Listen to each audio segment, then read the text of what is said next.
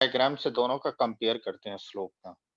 तो अगर आइसोथर्मल में पीवी डायग्राम में हम देखें, एक केस हम लेंगे एक्सपेंशन का जिसमें वॉल्यूम इंक्रीज हो रही है और एक केस हम ले रहे हैं कंप्रेशन का जिसमें वॉल्यूम डिक्रीज हो रहा है।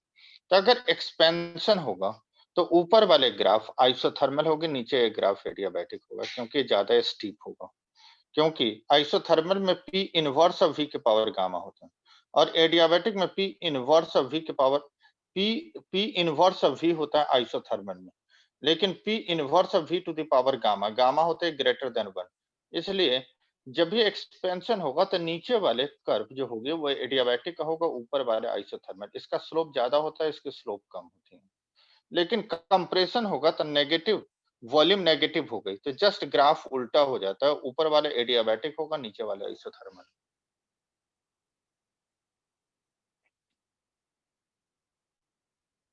आए समझ में? Yes sir. नेक्स्ट हम आ जाए हमने फर्स्ट लॉ ऑफ थर्मोडायनेमिक्स बताया था।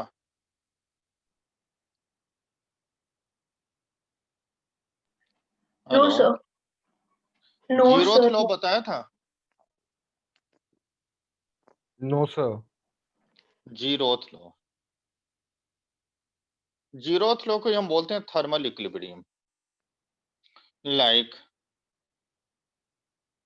हमने यहाँ कंटेनर लिया ए बी सी, ए का टेम्परेचर T1, बी का टेम्परेचर T2 और सी का टेम्परेचर T3। ए अगर बी के कांटेक्ट में है तो means A is in thermal equilibrium with B, क्योंकि दो डिफरेंट टेम्परेचर पर बॉडी है। अगर हम कांटेक्ट में लाएंगे तो एक कॉमन टेम्परेचर आ जाएगा। कॉमन टेम्परेचर ही थर्मल इक्विलिब्रियम मींस टेम्परेचर दोनों का कांस्टेंट हो जाएगा कुछ टाइम के बाद, क्योंकि हीट का फ्लो फ्रॉम हायर टेम्परेचर से लोअर टेम्परेचर बॉडी की तरफ होगा। अगर बी सी के साथ थर्मल इक्विलिब्रियम है तो ए भी सी के साथ थर्मल इक्विलिब्रियम में होगा। If A is in thermal equilibrium with B and B is in thermal equilibrium with C, then A is also in thermal equilibrium with C. अगर A B के साथ थर्मली कांटेक्ट में है, मतलब A का temperature T1, B के temperature T2, अगर दोनों कांटेक्ट में है तो एक इक्विलिब्रियम टेम्परेचर आएगा जहां से हीट फ्लो होना बंद हो जाएगा। होगा ना? हीट हमेशा फ्लो होते है हायर टेम्परेचर बॉडी से लोअर टेम्परेचर बॉडी की तरफ, तब तक फ्लो होता रहेगा जब तक कि दोनों का टेम्परेचर बराबर ना हो जाए। फिर अगर बी सी के साथ थर्मल इक्विलिब्रियम में है,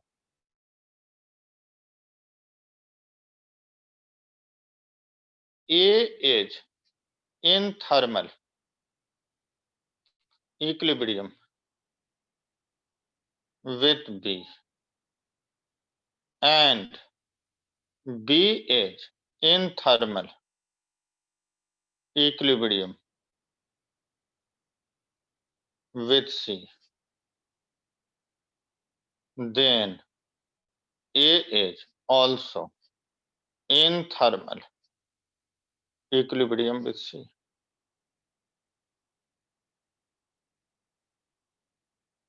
If TA is equal to T1 T2 के equal and T2 is equal to T3, then T1 this is equal to T3.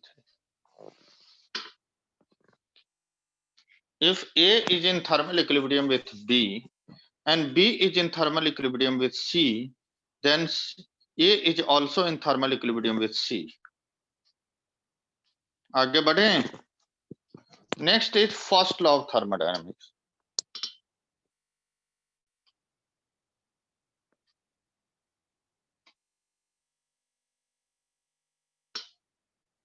First law of thermodynamics is a law of conservation of energy. Means del Q is equal to delta U plus of del W. Del Q, this is called heat supplied. Del U is equal to change in internal energy.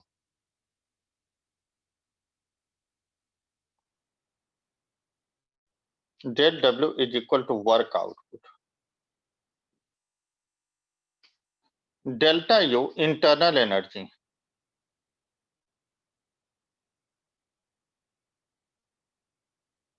is due to molecular motion and the vibration of the particle. It is a function of temperature, but independent of pressure and volume. Means internal energy temperature पर dependent होती है। Internal energy का मतलब होता है molecular motion और vibration से जो एनर्जी होगी, this is called internal energy. आए समझ में? इंटरनल एनर्जी वाला स्टेटमेंट फिर से बता दो। इंटरनल एनर्जी कैसे होता है? किसी भी सिस्टम के पास अपने इंटरनल एनर्जी कैसे होता है? ड्यू टू मॉलिक्यूलर मोशन और वाइब्रेशन। इंटरनल एनर्जी टेम्परेचर का फंक्शन, मतलब टेम्परेचर में चेंज हो रहा है मीन्स इंटरनल एनर्जी में चेंज हो रहा है। इंटरनल एनर्जी प्रेशर और वॉल्यूम पर डिपेंडेंट नहीं होता। अरे बात समझ में?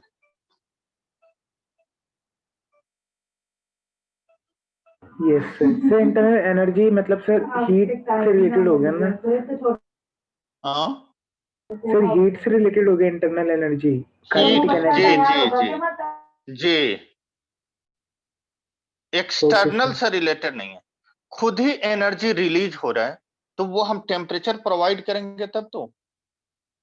टेम्परेचर से ही होता है मॉलिक्यूलर मोशन। जैसे सॉलिड कोई भी कंडक्टिंग बॉडी, यहां पर हमने टेम्परेचर दिया तो टेम्परेचर अगर यहाँ 100 डिग्री पर है तो 70 डिग्री पर, तो डायरेक्टली हम यहाँ तो हॉट नहीं कर रहे हैं, लेकिन क्या है कि मॉलिक्यूल्स को काइनेटिक एनर्जी मिल रहा है, वो वाइब्रेट कर रहा है और ट्रांसफर हो रही है एनर्जी।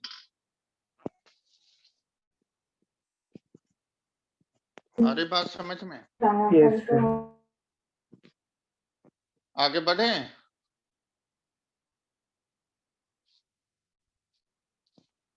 Yes sir. कितने लोग तुमने केमिस्ट्री में पढ़ा होगा U is equal to Q plus W होता है, लेकिन फिजिक्स में हम Q is equal to U plus W लिखते हैं।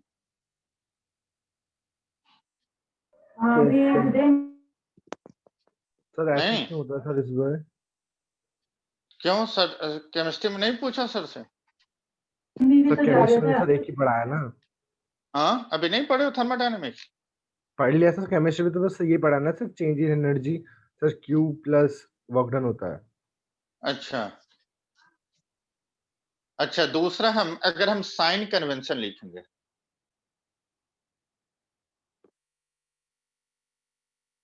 तो हम लिखते हैं work is done on the system, work is done by the system, heat is given to the system, heat is given out the system, work is on the work is done on the system, positive या negative? Sir positive. Sir negative. Negative. Work is done by the system, positive. Positive. Heat is given to the system, positive. Positive. Heat is given out the system, negative. Negative. अब तुम्हारे mind में ये होगा कि ये chemistry से उल्टा है। Devdeep, yes sir.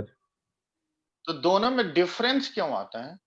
क्योंकि देखो जो हम फिजिक्स में पढ़ते हैं वो सिस्टम सराउंडिंग पर वर्क करेंगे।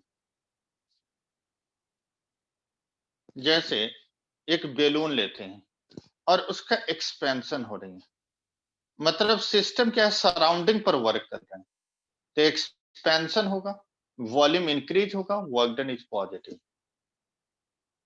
आ रही बात समझ में? सर एक बार प्लीज पहले वाला पेज भी दिखा दीजिए।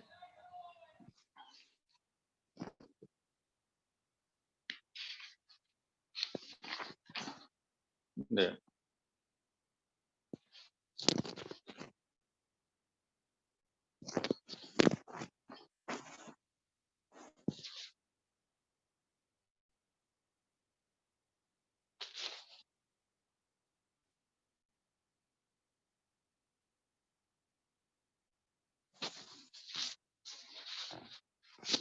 सर वो थोड़ा सा ऊपर वाला पोर्शन कट रहा है सर। स्क्रीनशॉट ले रही हो? यस सर, सर नोट करते करते वो रह गया था थोड़ा सा। सर हो गया। अच्छा अच्छा। तो हमने जो बताया कि जैसे केमिस्ट्री में लेते हैं, work is done on the system is positive, यहां पर हम फिजिक्स में लेते हैं work is done on the system is negative. इसका रीजन क्या है? और work is done by the system, तो हमने एक एग्जांपल बेलून का ले रहे हैं, बेलून इज द सिस्टम, ये सराउंडिंग पर अगर वर्क करेगा, इसका मतलब बेलून का एक्सपेंशन होगा। यस तो सराउंडिंग पर वर्क होगा तो वॉल्यूम में एक्सपेंशन आएगी, तो वॉल्यूम इंक्रीज होगा, तो वर्क डन इज तो पॉजिटिव। सर हाँ, सराउंडिंग में सर वर्क करेगा तो हवा बाहर निकालेगा ना। सराउंडिंग पर वर्क का मतलब क्या हो गई?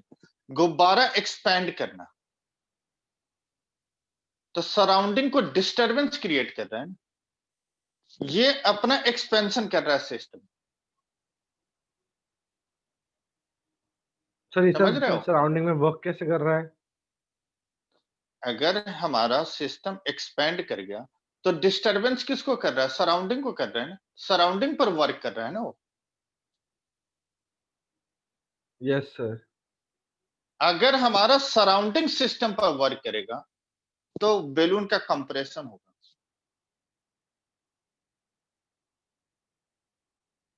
बात आई समझ में? सिस्टम अगर सराउंडिंग पर वर्क कर रहा है तो एक्सपेंशन हो रही है, सराउंडिंग अगर सिस्टम पर वर्क कर रहे हैं तो कंप्रेशन हो रही है। और सर केमिस्ट्री में ये उल्टा होता है। हाँ, तो फिजिक्स में हम क्या करते हैं? सिस्टम सराउंडिंग पर वर्क कराते हैं, केमिस्ट्री में सराउंडिंग सिस्टम पर वर्क कराते हैं। बात एक ही है, डायरेक्शन उल्टा ले रहे हैं। सिस्टम सराउंडिंग पर वर्क पॉजिटिव कर रहा तो सराउंडिंग सिस्टम पर वर्क नेगेटिव ही करेगा। जैसे तो फिर सर हीट भी तो सर फिर नेगेटिव ही करेगा ना। हीट तो क्या है? अपनी सिस्टम का एनर्जी है। बात समझ में आ रही है? हीट तो अपनी सिस्टम का है ना, वो तो इंटरनल मोशन से, तभी तो हमने इंटरनल एनर्जी की हम बात करते हैं। Yes sir. आगे बात समझ में? Newton yes third law sir. कैसे है? सिस्टम अगर दूसरे, एक बॉडी दूसरे पर वर्क कर रहा है, फोर्स लगा रहा है, तो उतना ही फोर्स दूसरा पहले पर लगाएगा। तो हम ये बोलते हैं कि हम जो वर्क डन लिख रहे हैं वो सिस्टम सराउंडिंग पर, केमिस्ट्री में जो लिखता है वो सराउंडिंग सिस्टम पर।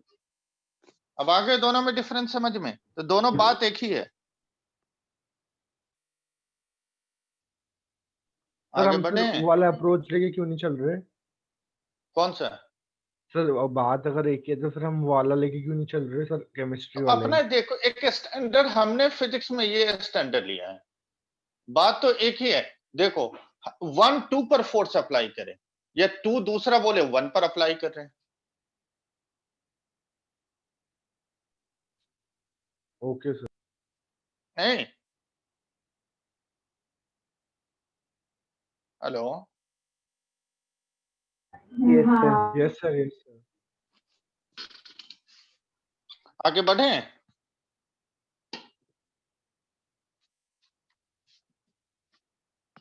Next is first law of ये एप्लीकेशंस ऑफ फर्स्ट लॉ।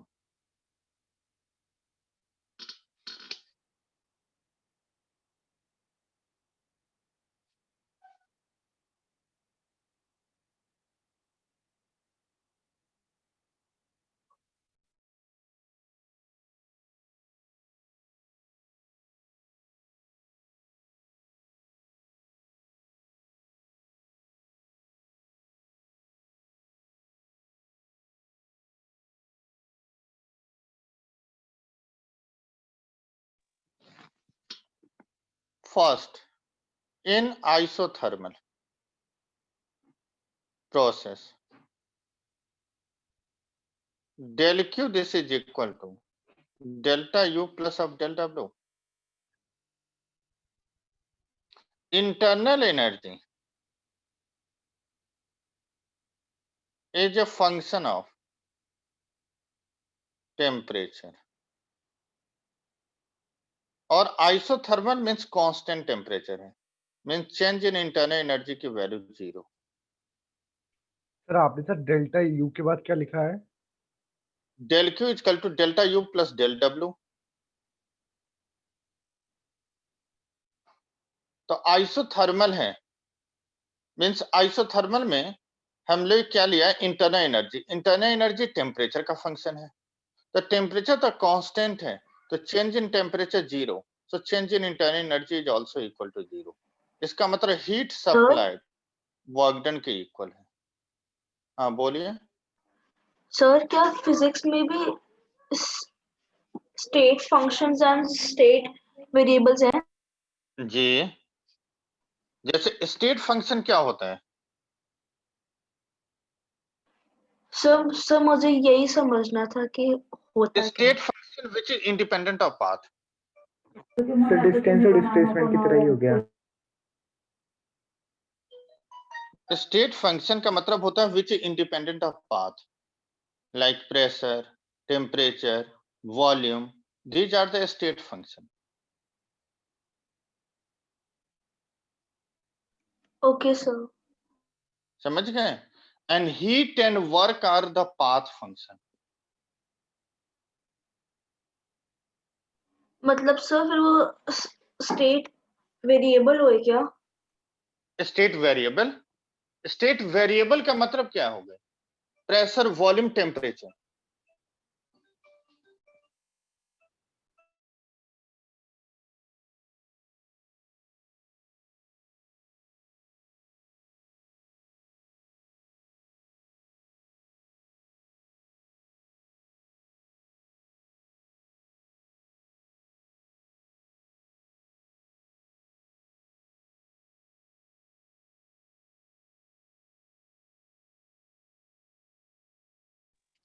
तो प्रेशर, टेम्परेचर स्टेट फंक्शन है. स्टेट फंक्शन का मतलब है इंडिपेंडेंट ऑफ पाथ. समझ गए? Yes sir. और पाथ फंक्शन होता है जो heat and work. Particular point पर हम हीट नहीं बता सकते हैं, पर्टिकुलर पॉइंट से हम वर्क डन ही लेते हैं. तभी हीट एंड वर्क कैलकुलेट करने के लिए हमें एरिया कैलकुलेट करना है. हमें बताया बेटा ना कि वर्क डन क्या होता है, एरिया अंडर पीवी डायग्राम. तभी तुमने देखा है कि आइसोकोरिक में वर्क डन क्यों 0 होता है, क्योंकि उस पर्टिकुलर पॉइंट पर कोई एरिया नहीं बनती. आ रही बात समझ में? हाँ जी सर. तो path function is work and heat. Heat या वर्क जब भी कैलकुलेट करना है तो area under PV diagram calculate करना है. But pressure, temperature, volume, these are the point function. State function उसी को हम बोलते हैं. सर वो सर ये आइसोथर्मल में सर टेम्परेचर 0 कैसे हुआ बता दो. Isothermal means temperature is constant. नहीं सर इंटरनल एनर्जी मतलब कैसे वो. मैं यही बोल रहा हूँ, आइसोथर्मल का मतलब है temperature is constant. Yes sir. Change in temperature कितना होगा? 0 कांस्टेंट ही हो गया. इंटरनल एनर्जी टेम्परेचर का फंक्शन है. टेम्परेचर अगर कांस्टेंट है, इंटरनल एनर्जी इज कांस्टेंट, तो चेंज इन इंटरनल एनर्जी क्या होगा? ओके ओके सर आगे. क्लियर हो गया? यस. तो इसका मतलब इंटरनल एनर्जी इज 0 आइसोथर्मल में. इसका मतलब हीट सप्लाइड वर्क डन के इक्वल होगा. आगे बात समझ में? सेकंड, इन एडियाबैटिक प्रोसेस, एडियाबैटिक में हीट कांस्टेंट, क्यू कांस्टेंट होता है. तो इसका मतलब डेल क्यू इज 0, तो del Q this is equal to del U plus of del W. Del Q is 0, means delta U is equal to minus of del W.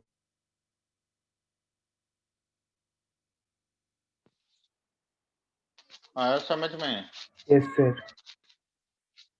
अगर हम isobaric process में लेते हैं, इन वर्क आइसोबैरिक डन 0 हो जाएगा। Isobaric का हम ले रहे हैं, कोरिक नहीं ले रहे हैं। सर प्रेशर 0 हो गया आइसोबैरिक मीन्स P is 0. तो del Q this is equal to del U plus of del W। और हीट सप्लाइड कांस्टेंट प्रोसेस में क्या होगा? mCp डेल्टा T होता है, mc delta T heat supplied, constant pressure है तो Cp हम लेते हैं, is equal to delta U plus अब डेल W होगा P इंटू dV या delta V, means delta U is equal to mCv delta T Cp delta T minus अब P into delta V।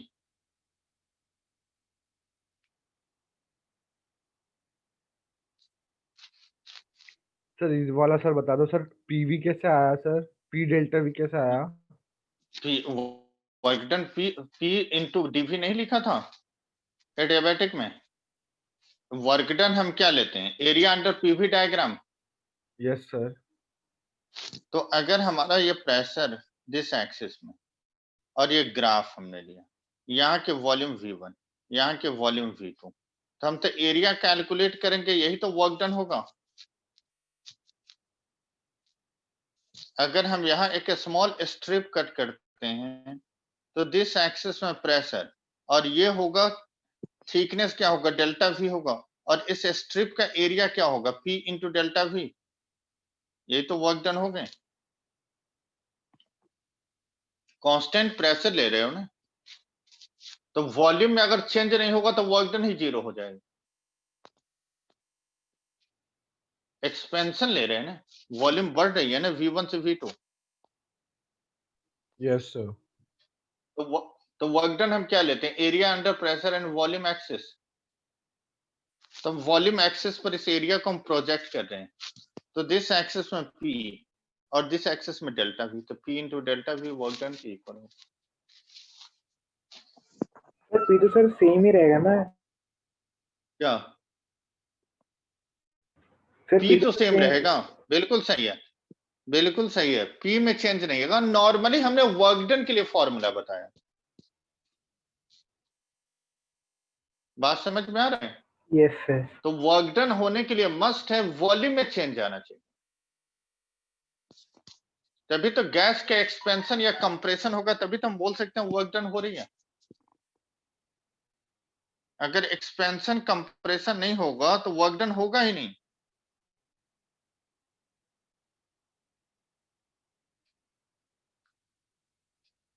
Yes sir, आ गया sir.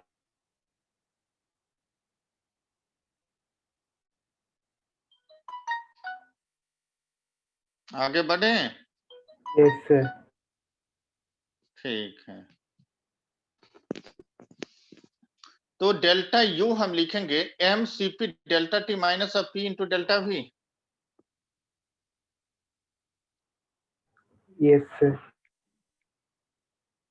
आगे बढ़े? हाँ जी sir.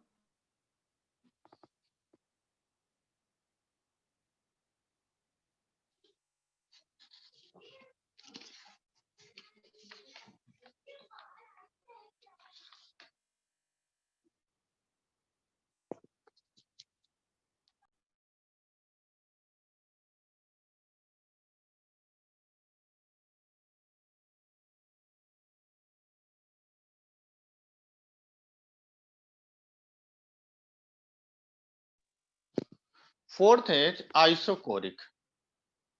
In isochoric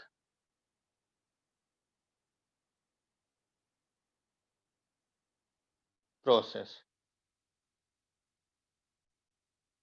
means delta V is equal to 0, क्योंकि volume is constant. इसका मतलब del W this is equal to 0, means del Q this is equal to delta U sir plus उसका of sir delta and result क्या था isobaric वाले का?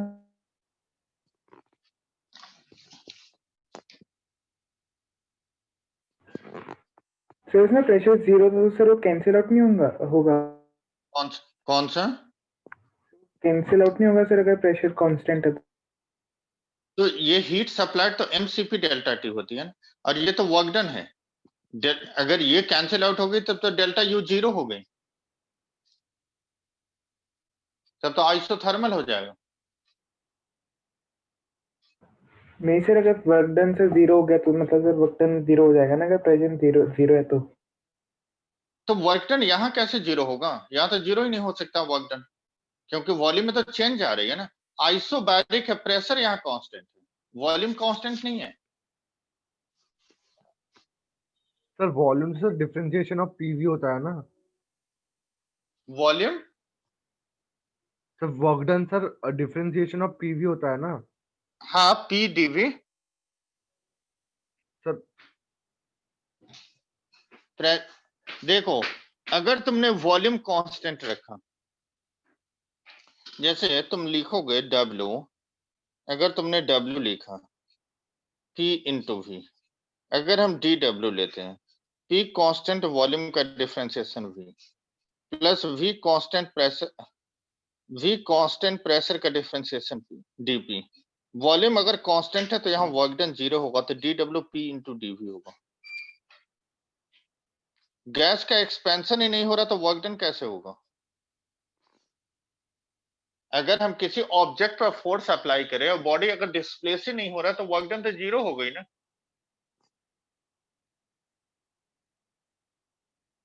Sir ये sir 0 कैसे हो रहा है सर, समझ नहीं आ रहा।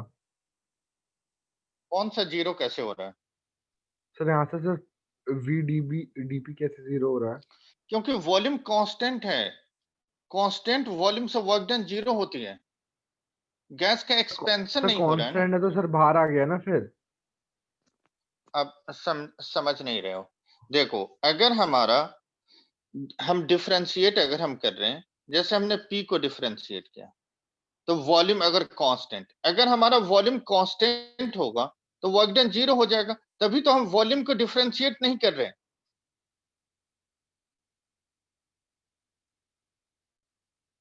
अगर हमें देखो, नॉर्मली हमने क्या लिखा, DW P into DV plus of V into DP हमने लिखा।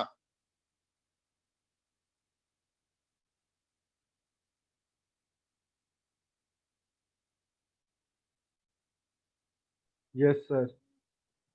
हमें तो जो हमें कंडीशन है कि कोई भी चीज का है, जैसे हमने बेलून का एक छोटा एग्जांपल लिया, कि वो एक्सपेंशन होगी तभी तो वॉल्यूम में चेंज होगा।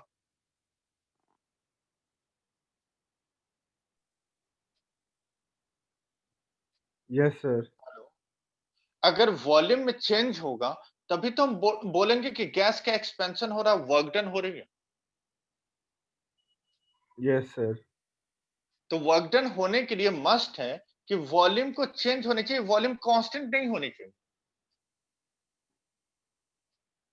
सर फिर सर प्रेशर जब कांस्टेंट हो रहा है सर, वर्क डन फिर 0 क्यों नहीं हो रहा? हाँ, देखो, प्रेशर कांस्टेंट है, प्रेशर अगर हमारा कांस्टेंट अगर होगा तो P इंटू, अगर प्रेशर कांस्टेंट है तो P इंटू डीपी की वैल्यू 0। Yes sir. तो हमारा क्या बच रहा है, P इंटू डी भी वर्क डन, मतलब वॉल्यूम में चेंज आ रही है तभी वर्क डन है।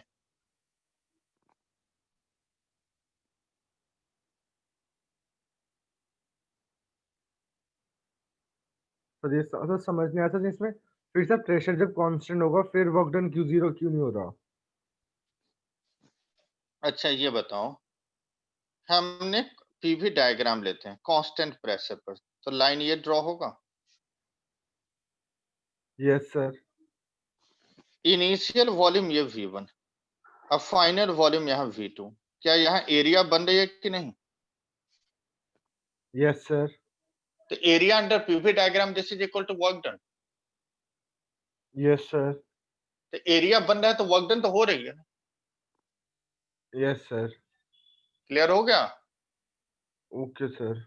अगर एरिया नहीं बनता तो वर्क डन नहीं होता। जैसे कांस्टेंट वॉल्यूम पर अगर तुम लोगे पीवी डायग्राम, कांस्टेंट वॉल्यूम पर तो ये लाइन होगी, यस सर। अब यहाँ पर एरिया कहाँ बन रहा है? वॉल्यूम एक्सिस पर तो कोई एरिया नहीं बन रही है, डॉट बन रही है। ओके सर, आ गया सर। आगे बढ़े? सबको क्लियर है या नहीं?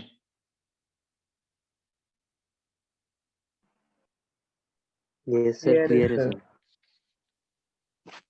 तो हम आइसोकोरिक में लेंगे तो वर्क डन इज 0, तो इसका मतलब हीट सप्लाइड, इंटरनल एनर्जी क्या होगा?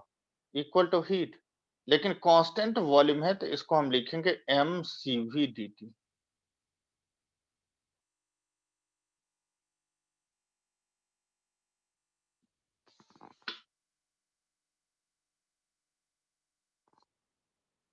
आगे बढ़े?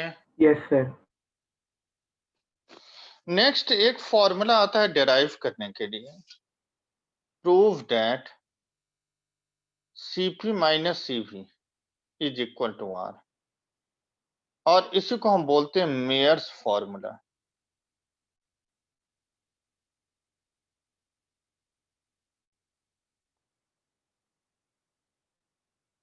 Prove that Cp minus Cv is equal to R. This is also called Mayer's formula. अब देखो, by first law of thermodynamics, del Q this is equal to delta U plus of del W. Yes sir.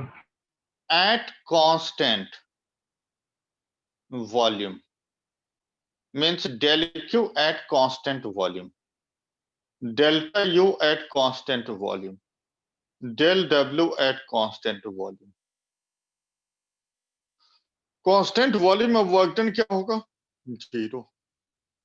Means delta at constant volume is del Q at constant volume is m into Cv into dt, ये delta t होगा यहां तक? Yes sir, हो जाएगा। At constant pressure,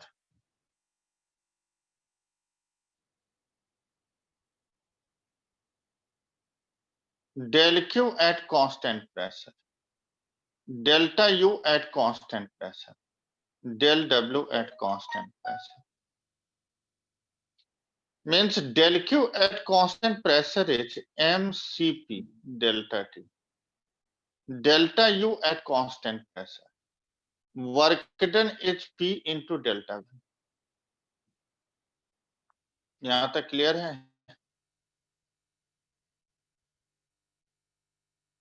sir एक second रुक जाओ, तभी देख रहा हूँ।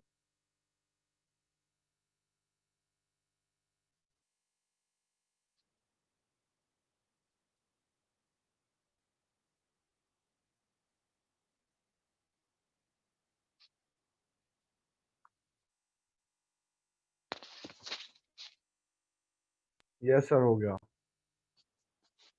हमने ये बताया था कि internal energy is a function of temperature, it is independent of volume and pressure। Means delta Q at constant pressure या delta U at constant pressure या delta U at constant volume, दोनों तो सेम ही होगा क्योंकि independent of pressure and volume, ये तो depend करेगा temperature पर। और delta U at constant volume की वैल्यू तुम्हें गिवन है mCv into delta T.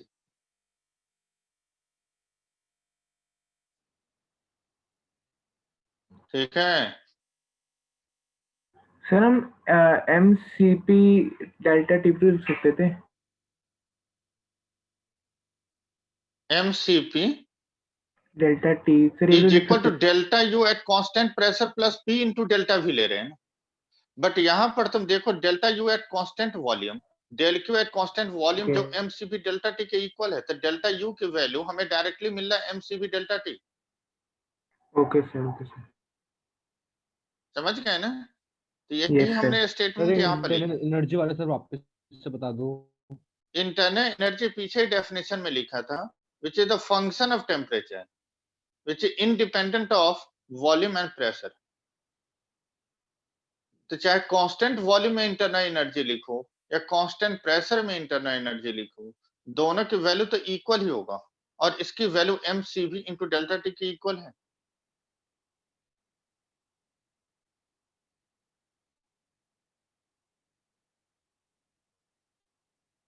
Yes, sir. आगे बढ़े। Yes, sir.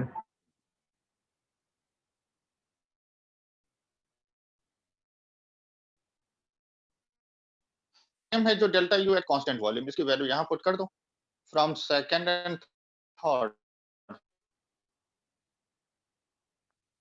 m cp delta T, m cv into delta T, p into delta v।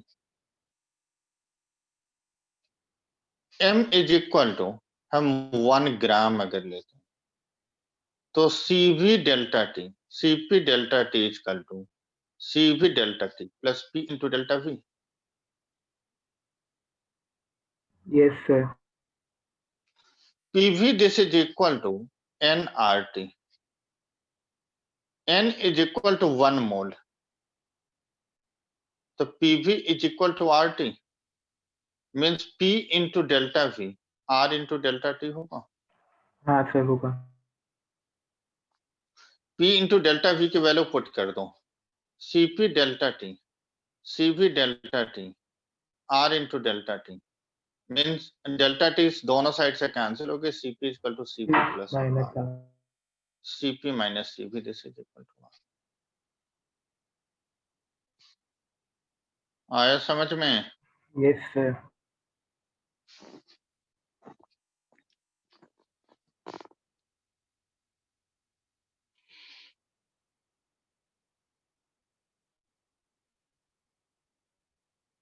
आगे बढ़े। सर एक सेकंड रुक जाओ सर, मैं देख रहा हूँ।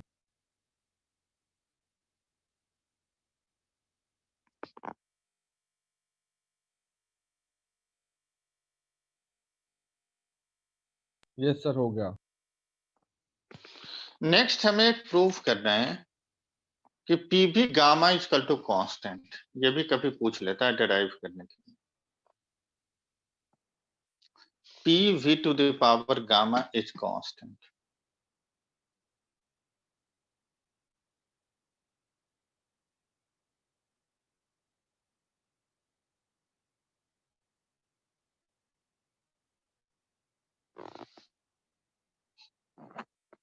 तो ये इक्वेशन कौन सी है? एडियाबैटिक है, ये एडियाबैटिक इक्वेशन है।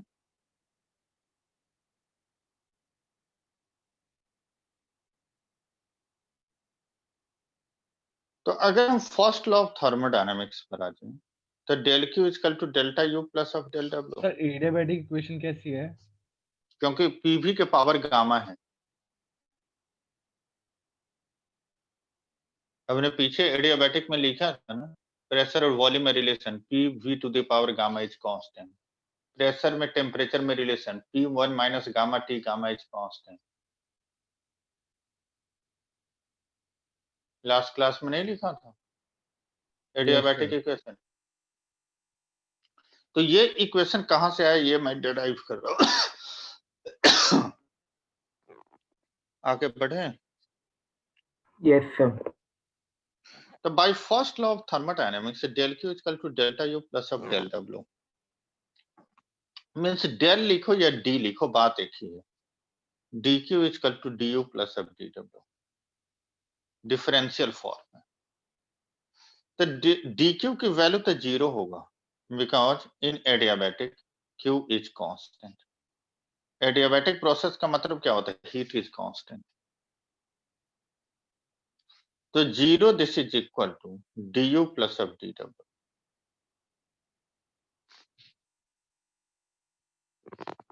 यहाँ तक क्लियर है? Yes sir. अच्छा, Yes, sir. du हमने अभी लिखा था Cv इंटू dt लिखा था m इक्वल टू 1 मोल में, m Cv dt, हाँ सर, अगर हाँ और dw हम p इंटू dv लिख सकते हैं। Yes sir. वैल्यू पुट कर लो, तो 0 इज इक्वल टू du की वैल्यू हमने पुट कर दिया Cv dt प्लस अब dw इज p dv, और ये 0 के इक्वल है।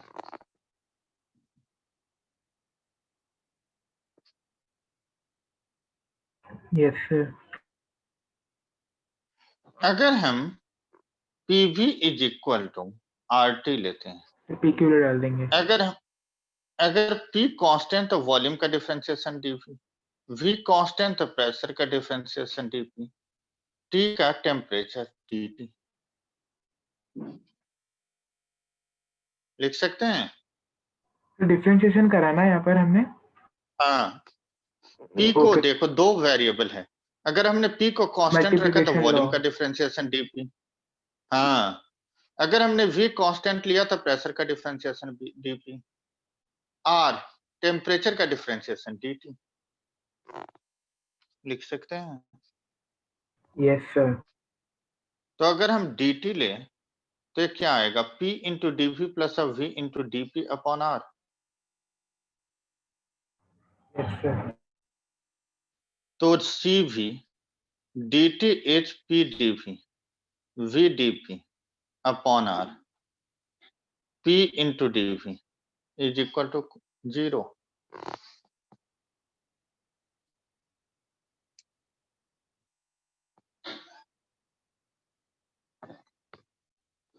अब इसे CV से R से एलसीएम ले लो, तो ये CV P dv V dp RP into dv is equal to 0।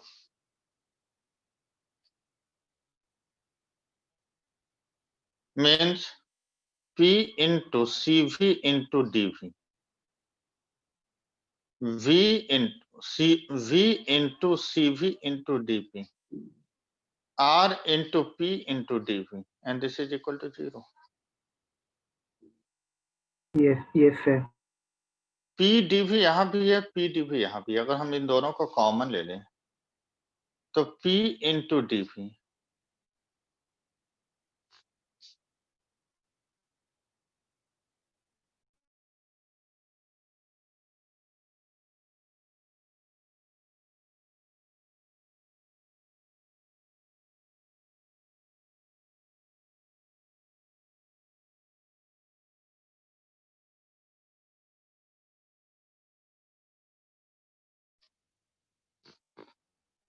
तो P इंटू dv अगर हम दोनों से कॉमन ले लेते हैं तो ये CV plus R plus of V into sir आप नीचे अपॉन CV वाला आप वहां लेके चले गए।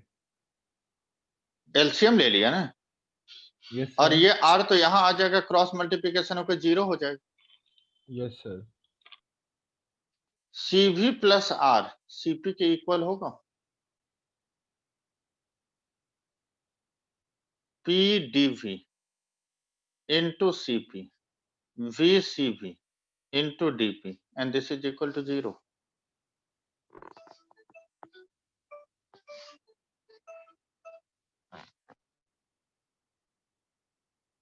यहां तक क्लियर है?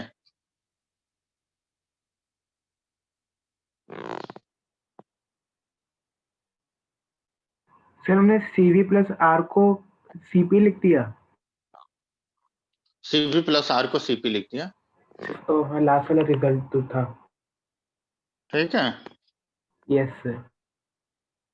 अब हमें दोनों साइड में हम डिवाइड करेंगे, डिवाइडिंग दोनों टर्म को, dividing both terms with CV into P into V, दोनों को डिवाइड कर दो। P into dv into CP, P into V into CV V into dp into cv, p into v into cv is equal to 0। p से p cancel हो गया, cp by cv is gamma, gamma into dv by v plus v से v cancel, cv से cv cancel, dp by v is equal to 0। Yes sir. Sir ये वाला sir वापस समझा दो सर, क्या किया आपने? cv into p into v से हम दोनों टर्म को डिवाइड कर दिया। देखो pvcv, pvcv इससे भी डिवाइड कर दिया, इससे भी डिवाइड, p से p तो कैंसिल हो गई, cp by cv is gamma, dv by v plus यहाँ v से v कैंसिल, cv से cv cancel, dp by p आ गए। Yes sir. अगर तुम देखो तो dp by v या dp by d, इसका मतलब ये डिफरेंशिएशन है ना किसी का, वॉल्यूम का या प्रेशर का, ये डिफरेंशिएशन है। यस सर है। और ये 0 के इक्वल है, मींस किसी कांस्टेंट का डिफरेंशिएशन हुआ होगा। जैसे इन दोनों भी डिफरेंशियल फॉर्म में है, तो यहाँ भी डिफरेंशिएशन हुआ होगा और ये 0 है, इसका मतलब ये पहले यहाँ कोई कांस्टेंट टर्म रहा होगा।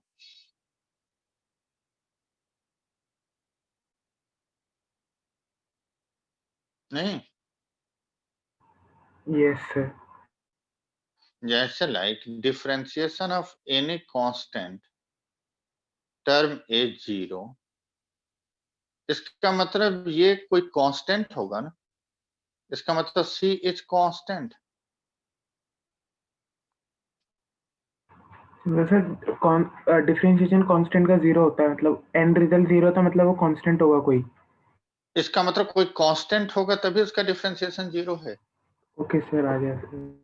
देखो ये भी डिफरेंशियल फॉर्म में है और ये भी डिफरेंशियल फॉर्म में और राइट में 0 है, इसका मतलब यहाँ कोई कांस्टेंट रहा होगा जिसका डिफरेंशिएशन 0 है।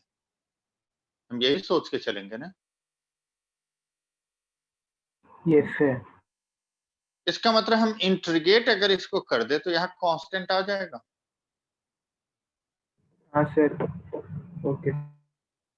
अगर डिफरेंशिएशन कांस्टेंट का 0 है तो इंटीग्रेट करेंगे तो कांस्टेंट टर्म आएगा।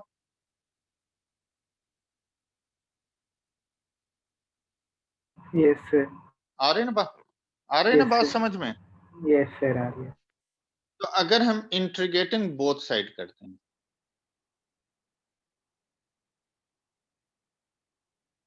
तो gamma into DV by V का इंटीग्रेशन, डीपी बाई पी का इंटीग्रेशन, इस साइड में हम राइट में इंटीग्रेट करेंगे तो ये कांस्टेंट आ गई।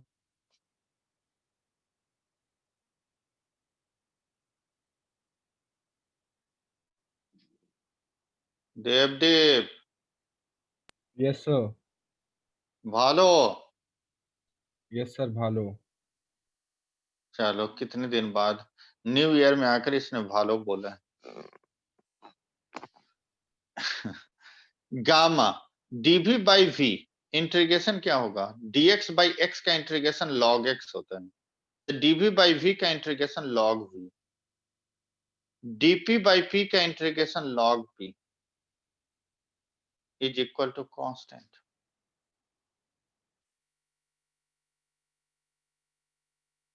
आ रही बात समझ में? जैसे log ऑफ x स्क्वायर होता है तो जो पावर होती है वो मल्टीप्लाई में होता है।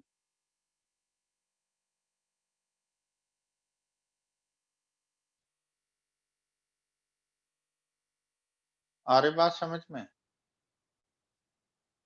यस जैसे सर। एक्स स्क्वायर का लॉग लोगे ना तो जो 2 होगा वो मल्टीप्लाई में आ जाती है। Yes sir.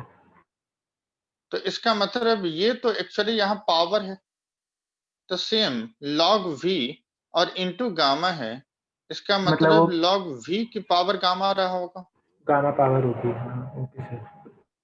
Plus of log p is equal to constant. देखो log of x into Y is equal to log x plus of log y। अगर दो log है सम में तो एक साथ अगर तुम लिखोगे तो p इंटू वी के पावर गामा लिखना।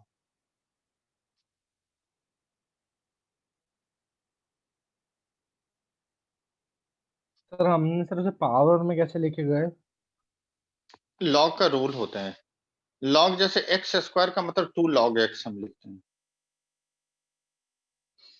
इसका मतलब जो मल्टीप्लाई टर्म है वो x की पावर है। तो यहां जो log v में मल्टीप्लाई है गामा, इसका मतलब ये v के पावर गामा है।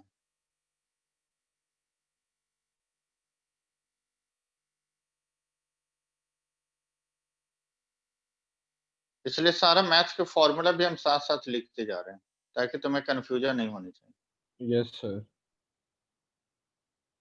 तो this is equal to constant. अब जो ये ई बेस होता है यहां जाकर ये पावर में कन्वर्ट हो जाएगा, E V to the power gamma E के पावर सी। ई भी कांस्टेंट सी भी कांस्टेंट, एक न्यू टर्म के आ गई कांस्टेंट। तो पी भी गामा इज इक्वल टू के कांस्टेंट। आ गई, डिराइव हो गया फॉर्मूला।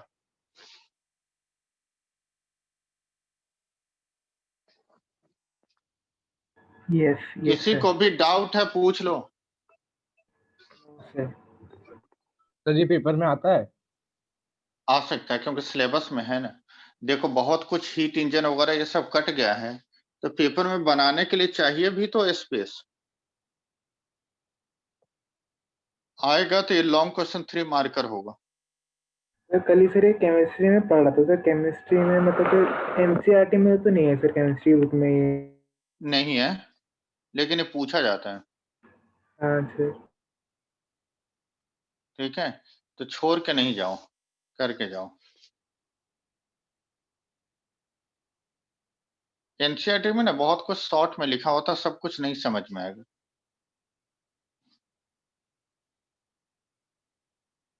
आया समझ में?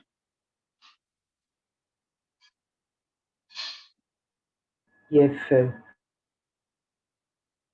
यहां तक में किसी को डाउट है वो पूछ लो। No sir. प्रज्ञा, हाँ जी सर। आया समझ में? Yes sir. इंपॉर्टेंट डेरिवेशन है, प्रैक्टिस करना। Okay sir. अब हमें इसमें केवल 2 चीज रह गया है, एक वर्क डन आइसोथर्मल में डेराइव करना है, एक वर्क डन एडियाबैटिक में। इसके बाद चैप्टर खत्म। तो नेक्स्ट क्लास में न्यूमेरिकल के साथ वाइंड अप कर देंगे।